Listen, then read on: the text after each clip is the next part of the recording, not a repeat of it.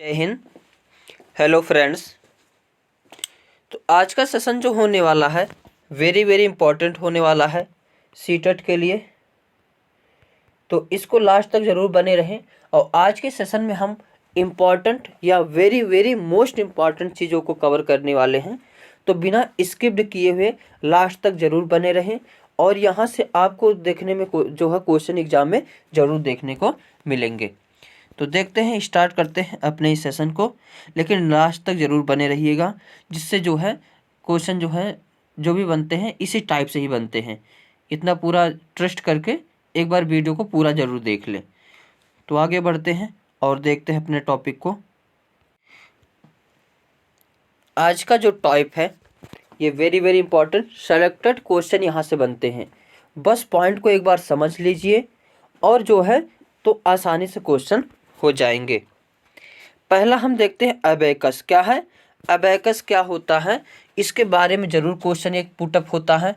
तो अबेकस, इसमें बच्चों को बेसिक काउंटिंग, जोड़ घटा, प्लेस वैल्यू, फेस वैल्यू आदि का ज्ञान दिया जाता है। तो प्रश्न यही डिट्टो पूछा जाता है कि जो अबेकस में किसका ज्ञान दिया जाता है। तो अगर हम लोग या कोई भी जो छोटी क्लास में पढ़ा होगा उसको ये चीज़ मैम जो है बहुत पढ़ाती थी अबेकस से कि बेटा दो दो कितना हो जाएगा 4, 3 और 2 जोड़ेंगे कितने 5। ऐसे जो है इसका प्रयोग किया गया था। और 2 गिनती अगर 3 बार कर दिए तो कितना हो जाएगा 6, 4 गिनती अगर 2 बार कर दिया तो 8, तो और 5 गिनती पूरा है, 5 में से 3 निकाल दिया तो को 2 बचेगा। क्योंकि जो बच्चे होते हैं मूर्त रूप में ज़्यादा सीखते हैं, तो ये अबेकस जो है मूर्त रूप से दिखाई देने वाला है। तो इसमें जो है बच्चों को इसी से पढ़ाया जाता है, जोड़ घटा, प्लेस वैल्यू, फेस वैल्यू। आगे दूसरा है जियो बोर्ड। क्या है जियो बोर्ड। जियो बोर्ड क्या है, तो इसके माध्यम से बेसिक ज्योमेट्री का ज्ञान दिया जाता है। इसमें सिर्फ 2D शेप यानी रेक्टेंगल, स्क्वायर, सर्कल, त्रिभुज इन सब का जो है ज्ञान दिया जाता है, जबकि इसमें 3D का शेप नहीं होता है। तो जियो बोर्ड समझ में आ गया। इसमें किसका नॉलेज हम लोग प्राप्त करते हैं इससे, तो शेप्स का, वो भी कौन सा शेप्स 2D। तो जैसा कि इसमें रबड़ से बनाया गया है, क्या है आयत है, ये समांतर चतुर्भुज है, ये जो है वर्ग है, ये क्या है त्रिभुज है। तो इसी प्रकार जो है जियो बोर्ड के माध्यम से शेप्स को किया जाता है, सिखाया जाता है। तीसरा है ग्राफ पेपर। क्या है ग्राफ पेपर। इसमें डेसिमल नंबर का ज्ञान दिया जाता है, वेरी वेरी इंपॉर्टेंट है। तो डेसिमल नंबर का प्रयोग या डेसिमल नंबर का ज्ञान किस पेपर से दिया जाता है, तो ग्राफ पेपर से।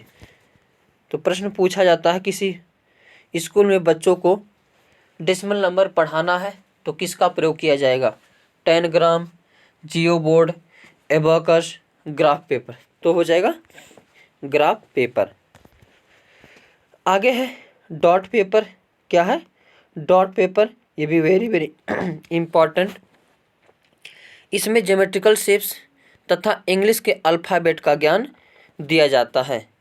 जैसे कई सारे बिंदु ऐसे मिलाकर के ए बना सकते हैं, ऐसे बी बना सकते हैं, और इसमें शेप्स भी बना सकते हैं, ऐसे बिंदु को मिलाकर के जो है बना सकते हैं।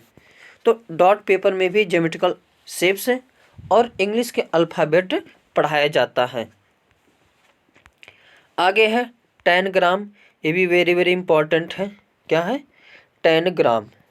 इसमें ज्योमेट्रिकल शेप्स की जानकारी दी जाती है पिक्चर के माध्यम से, यानी पिक्चर्स के माध्यम से टैनग्राम से क्या पढ़ाया जाता है, पिक्चर जो है ज्योमेट्रिकल शेप्स की जानकारी दी जाती है। आगे अब देख लेते हैं कुछ PY प्रश्नों को।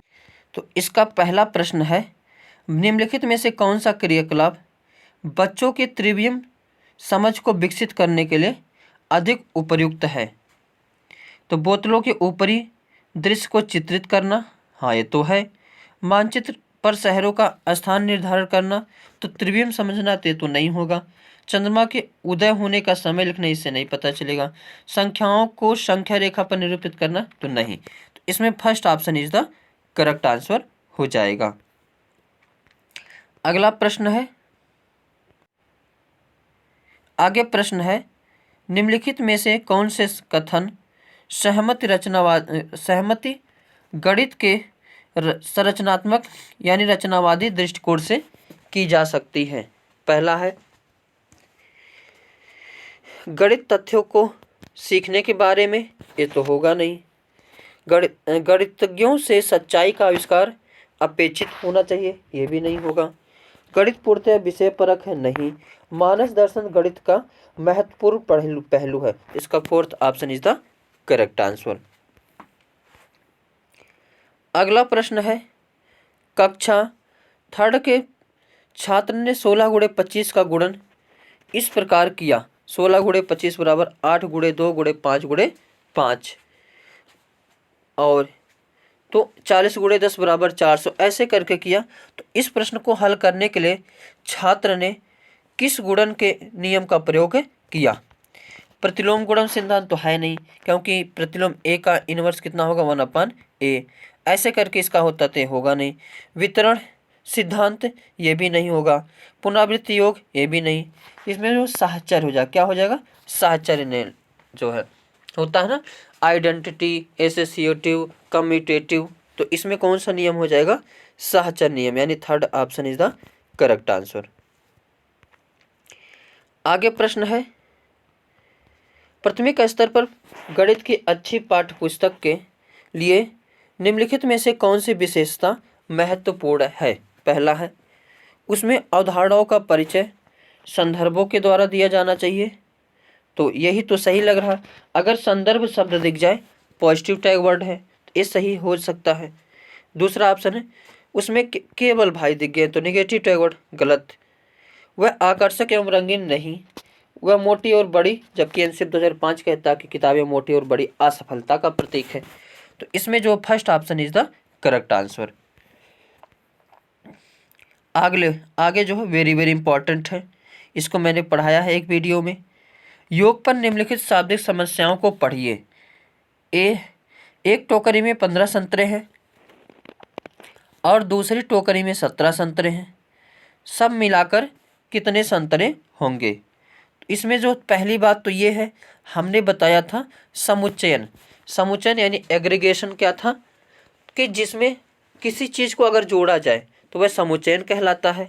तो पहला तो एक क्या है, एग्रीगेशन है यानी समुच्चयन है, और दूसरा बी है, एक 9950 रुपये वाले मोबाइल की फ़ोन की कीमत में बजट के बाद इतनी की वृद्धि हो गई, नई कीमत क्या है, ये बताना है।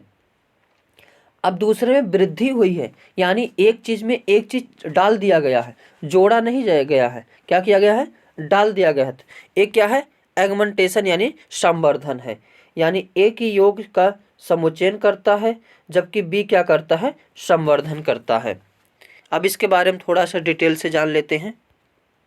यहाँ पे पॉइंट को देख सकते हैं, क्या है, एग्रीगेशन यानी समुच्चयन। एग्रीगेशन जब जो दो चीज़ों को जोड़ते हैं उसे एग्रीगेशन कहते हैं, जैसे 2 + 2 = 4। और बी क्या है, एगमेंटेशन, जब एक चीज़ को बढ़ाया जाता है तो उसे एगमेंटेशन कहते हैं, जैसे दूध में पानी मिलाना। तो उसमें जो प्रश्न है क्या हो जाएगा, समुच्चयन और संवर्धन हो जाएगा। तो आज के सेशन में बस इतना ही। Thank you for watching.